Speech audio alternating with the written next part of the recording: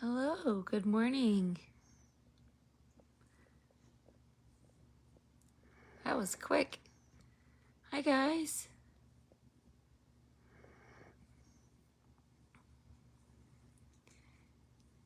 Feel free to ask any questions as we go along, just kind of explaining how surgery went, what's to be expected, and how he's doing. You can see that he is very much so resting.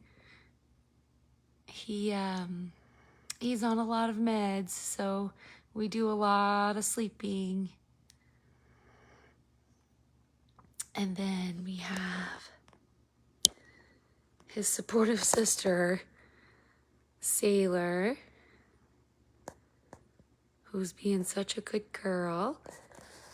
A lot of fetch has been playing. Yes, we've been playing lots of fetch. We got to keep her energy level down, so playing with Sailor has now become a priority since her playmate is down.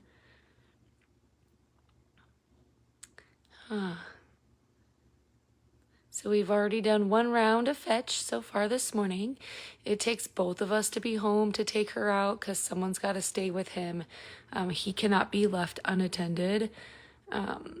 He's supposed to be in a room with no furniture. And as you see, this is our couch. So we don't leave him unattended. He'll go in his crate. If we leave or if there's only one of us home, we do have a 2-story home. So if we go upstairs to get ready, then he goes into his crate and then Sailor will come upstairs with us and we'll block her from coming down because they can't be left unattended together. All right, I'll show you just some modifications that we've made to the house, and then we'll talk about how surgery went, what the doctor said, and how kind of all of that went down. Thank you guys for joining me and for all of the online support that we've had, and also anybody who has donated to the GoFundMe. This was a very difficult journey and lifestyle change for us, but we are making it happen. All right. Let me stand up without trying to disturb him too much. So I have purchased one of your old school baby gates to block him from being able to access the kitchen. Our downstairs is kind of just a big circle. So as long as we block him off from being able to leave the room, it keeps him away from the stairs and from going pretty much out of our sight. And then our other baby gate is one I used to use in my other house to block the doorway. You can see it has this hole in it. If it stands upright so that the cat can come and go. But because our entryways are a little bigger, I actually had to, this baby gate here, I had to get a specially extra long one to be able to block off that big of a space. And so this one just kind of works if it's on its side and the cat still kind of jumps through the hole. Otherwise, she's one of those cats that'll get onto the counter and jump over to the couch. Because let's be real, cats will find a way. All right. And then we had to buy, hi buddy, a pill caddy for all of his medication going by day. He will be off pain meds. Friday will be AM will be his last on the pain meds, and then he'll continue to have a sedative. He's also on antibiotics that he will finish up also by the end of the week. So this just kind of makes us accountable to make sure that we're not forgetting to give him his meds. He has to have them with meals. Sterling was neutered by the rescue. So we adopted him neutered. Just going over some changes in the house, and then we'll kind of go over Sterling himself. Everything's kind of set up for him. He is unable to use the water bowl. He gets his cone around it fine, but he has developed some fear of the water bowl. But we put the towel underneath because we have messy, sloppy drinkers here, and I don't want the floor to get wet, and then he slips trying to get around as he's hopping on a tripod. And then as far as his food bowl goes, I have to hold it for him kind of at an angle, otherwise he just flops kibbles everywhere. So we've been giving him ice chips throughout the day, which he thinks he's just getting treats, but really it's for hydration. And he will drink out of this cup. You can see it has water in it. He can drink it till about like halfway before he just can't reach it anymore. And then he's really messy. So we have his towel, so we can wipe up the floor and like wipe out his cone, because his cone gets all wet. So he is just confined to this room. It is a giant slumber party all the time. I have all the blankets spread out on the beds, on the cushions, because Sailor is a pit bull mix. He is a purebred, and they love to get under the blankets, but they like them all spread out. So when they sit down or lay down, we can throw what's over the back of the cushion over top of them.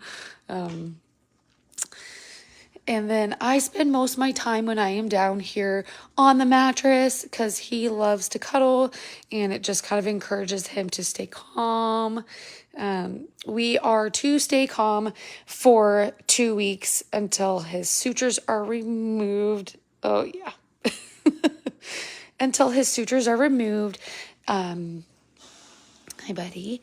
It was approved by the surgeon to remove them myself. I have removed plenty of sutures in my years of working in vet type experiences since I was, I guess, 25. So but almost 15 years of working in vet medicine type scenarios. I've removed sutures from cats, dogs, people.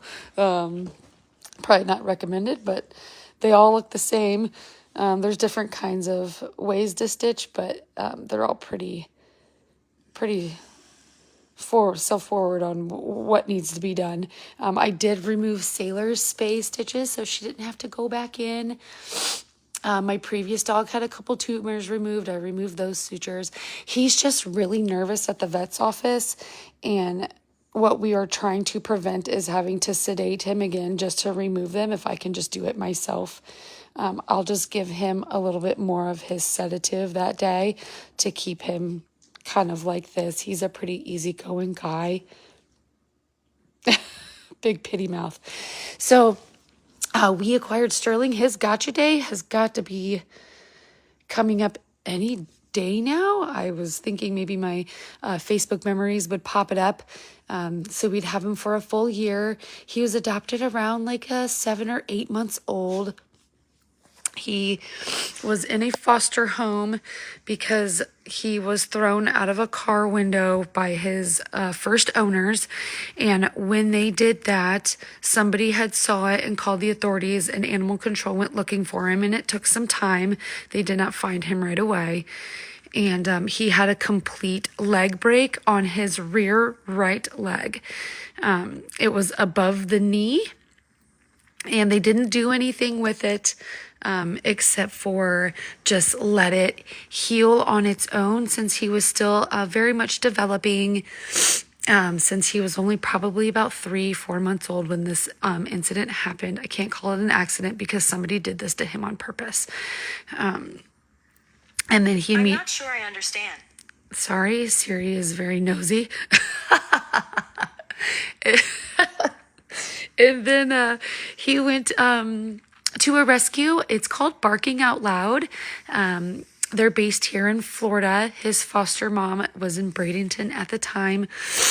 I was trying to acquire another dog for Sailor because she's so hyper and would love to have a playmate. And we actually went to go see a different dog. It was a 4-year-old female, and they just did not hit it off.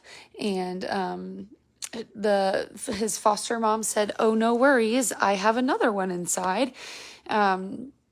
We actually tried to get a meet and greet with that dog another time, and we did not get there in time before another meet and greet successfully adopted, but she was returned, so we figured maybe it was fate, and let's go have Sailor meet her. But we just didn't like their interactions. It wasn't really what we were looking for. So when she said, "No worries, I have another dog inside," she had alerted me to a pit bull that she had that was recovering from a broken leg that she knew she'd have a hard time adopting out, and I said I was not interested. And then that day, when it didn't work out with the female, she brought this guy out, and they hit it off perfectly, and we fell in love immediately. At that time, he was still limping from his leg break. He had a lot of muscle waste, very thin. You could see his bones on the back end from being lame for so long. And because of Sailor, that was like the best rehabilitation for him. He got a bunch of muscle built around that area, and we got him on a glucosamine supplement right away, which really, really, really helped him, and he stopped limping soon after we got him going on that. So then it comes down to what happened this time. We noticed that by like 7:30 p.m. he would start limping or holding his leg up, but it was not the leg that had been previously broken. It was what we call his good leg. So we just kind of watched him for a couple days, and when it continued, we got him into our vet, took x-rays. Nothing was immediately seen by our vet, and they did send it out to the lab to also look into it. And so we were just medically treating him, and we got about seven or 8 days into just medically treating, and he seemed to be doing really well. He stopped limping. He wasn't holding it up. We let him out to use the bathroom before bed, and he came in not using it at all. So I set an alarm on my phone to contact our vet as soon as they opened the next morning. He was still not using it the next morning. Because I know vets work by working through Big Cat Rescue, I took matters into my own hands while waiting for my vet's office to open, and I contacted the vet from Big Cat Rescue, who also works at the Humane Society of Tampa Bay, Dr. Justin Borstein, who at this point is a very good friend of mine.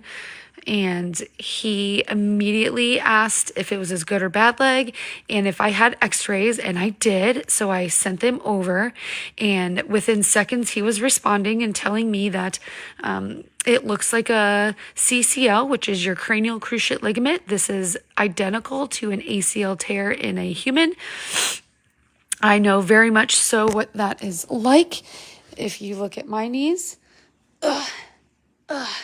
I have had a lot of my own work done as well, so I know exactly what my boy is going through here and what his journey ahead was going to look like, because I've done this myself.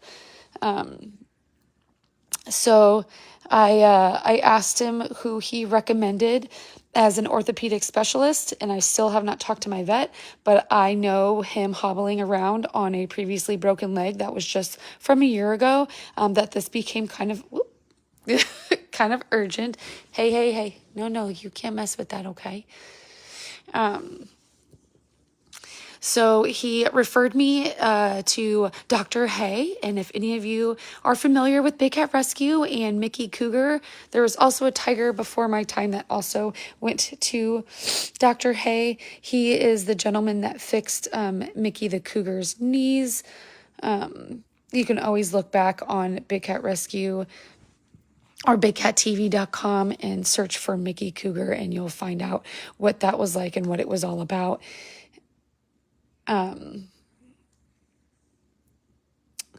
Also,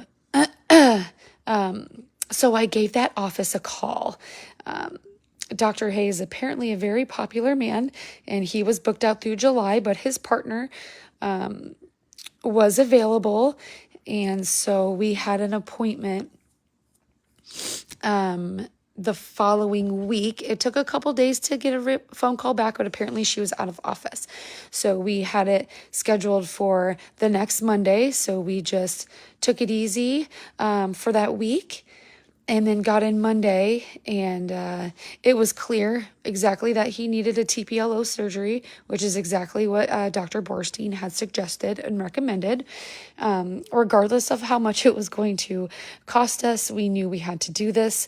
There is no little bit of a fix or anything that we could have done because of his prior injury. This is just something we had no choice to do. The only thing that we or I guess, was most emotional about, and I'm not sure why that is, because it was a very much so a week of crying for me.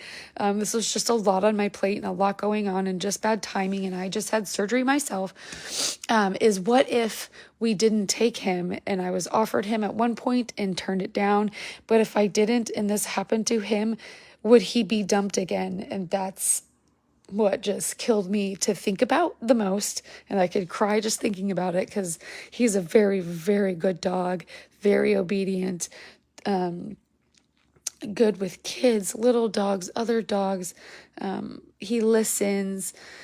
He's such a good boy, and I couldn't imagine him being anywhere else and not getting the love and support and family that it takes to get through something like this. So again, then I can thank you guys for all of your online support. We feel it here, and he feels it. And anybody who has helped on the GoFundMe, again, thank you so much. We did not expect this, but we knew that it was what was best for him. And if you're an animal in my house or in my care, like at work, I do my best to provide the best care. And that's just my number one goal. So that leads us to getting an appointment for the surgery. She said she seemed like she would be booked for the rest of the week. And in my head, I was just a little devastated of thinking you would have to hobble around another week before we can just get it fixed. But her tech came back with dates. When I looked at the very first date, it was for 3 days later. And so we went for it. So here we are today, 4 days post-op. We are taking this one day at a time. So we have our giant cone, which he can still reach his sutures, so we cannot do a cone alternative. What I have to do at the 2-week mark is I send a photo of his incision to get the approval to remove the sutures myself. Then the cone can come off. Oh, he cannot wait till the cone can come off. We are to give him minimal movement for 8 weeks while he heals. They expedited him to go first on Thursday. I was told to bring him in at 9. I got called again to bring in at 8:15, and then called again to bring him in at 8. And they just kind of put his file on top because he is nervous. They just wanted to get him done and on the proper medication to take the care that they are going to provide him. And then by 11:30, I got the phone call from the doctor that everything went great. She thinks the surgery was so good for him, and it looks like what you could not see from his x-rays was he may have had some damage to that leg during the whole throwing out of the car window situation, because she said his bones were not fully aligned with the patella, and he could have had some wear and tear on the ligament caused by that. So that the surgery was really, really good for him and was most likely bound to happen. And that's nothing that would have been detected by x-ray. She could only tell by going in and taking a look for herself. So basically this was probably a matter of time, and we just didn't know it. And then at 8 weeks, we get a little more less restriction. We can probably take away the baby gates. Baby gates definitely for 8 weeks. She doesn't want him doing anything more than a walk. So we do take him out to potty. Once he potties in, he has to come right back inside. We don't encourage any much more. So we're leashing him in the backyard and letting Sailor kind of do her own thing. And then basically, I'm taking you guys along the way, trying to post at least once a day with some kind of an update. And I am hashtagging TPLO surgery, which has been helpful for me. I wasn't really hashtagging quite a bit until recently, because I find when you click on those hashtags how much help I'm getting by looking at other people's experiences with this, and about what their dog looks like at a certain, like maybe 3-week mark, and how they're walking, what their doctor is suggesting them do at that time. And it's been so helpful just to kind of join that community online of people going through the same thing with their dogs. How blessed we are with social media, and how that platform can actually be very helpful. So we are confined to the room for 8 weeks. We are taking shifts, sleeping on the couch. And Sailor sleeps down here too. We offer her to go upstairs, and she does not want to. We can take a little look at his back leg. So he's shaved. And his incisions is on the underside. He's got a long thing of incisions that pretty much go from here to here, and then kind of a little bit lower, he has one stitch that I will be removing. Other than that, I will keep you guys going along the way. I just wanted to get on here live and let people join me, or ask questions, or be able to rewatch and just get an understanding of how everything went, what the doctor thinks and suggests, what we're doing going forward. Right now, we're just on the countdown of getting this cone off, I'm sure. But he's doing really, really well for a 1-year-old dog. A lot of the advice I've been given is good luck keeping him calm. This is just a giant training process. For those of you that don't know much about my background, I have a degree in zoology, specialized in animal behavior. I had to, in that course, to graduate, I had to take a dog training class. So that has been extremely helpful on moving forward with this, and treating this 2 separate ways, training him on what he needs to do, and then training Sailor, who is completely healthy, on what it is that she needs to do. And it's something that we're working on every day, especially the more he feels better. I'm sure training will keep shifting as we go along, but we are just taking this one day at a time. That's the best that we can do to feel successful with all of this. And so far, things are going well. You're being a good big sister, aren't you? Yeah. God, boogie, honey. Yeah, we're doing really well. So if any of you have questions, thank you guys for joining me. I know it's just a weird time on a Monday. So a lot of people are working and will probably watch later. This is just a good time when I know that both dogs would be calm and I'm not being like tackled to play by Sailor. And it's a time when he has all his meds on board. Thank you guys for joining. If you want to share, that's great. Once I get off here, I'm going to throw some hashtags on here, just so that other people can learn from what's going on, especially if they're going through the same thing, because I just found out how important those hashtags are going through all of this, learning from other people's experiences. And the cat's probably upstairs, so she likes the fact that the dogs cannot get to her, so she comes down when she feels like she wants to hang out with the family, mostly in the evenings. Otherwise, she hangs out upstairs for the most part. This is 2-year-old Sailor. She is a pit bull mix. She's mostly Catahoula leopard dog. Then she has Pitty, and then she's bulldog with her little teefy underbite. Huh? That's her little teepers out. Oh, you little teepers. Yeah. And then Sterling is a 1-year-old purebred pit bull. Both my dogs are rescued. Sailor was rescued as a puppy at 7.5 weeks old. he was rescued about 7 or 8 months old after recovering from a broken leg. So he knows what he's doing. He's done this before. So we're just here to give him support. So I will sign off here. Feel free to add any questions at any time. I'm trying to answer all your guys' questions all the time through all my posts. Thanks for joining me.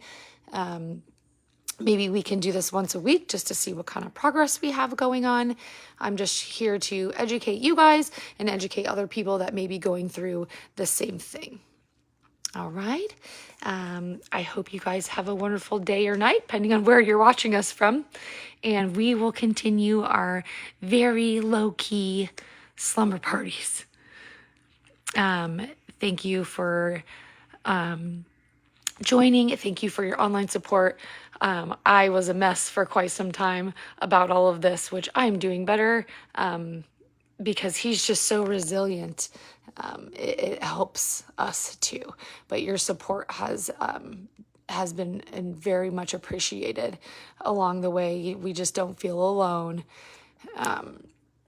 And then anybody who has gone to our GoFundMe and contributed, whether it was $5, $10, or any amount, this has been extremely helpful enough that it has sent me to tears by everyone's help, support, and generosity. Like, this is just was so unexpected, but very much appreciated. I'm very humbled by all of you guys pouring all your love into us.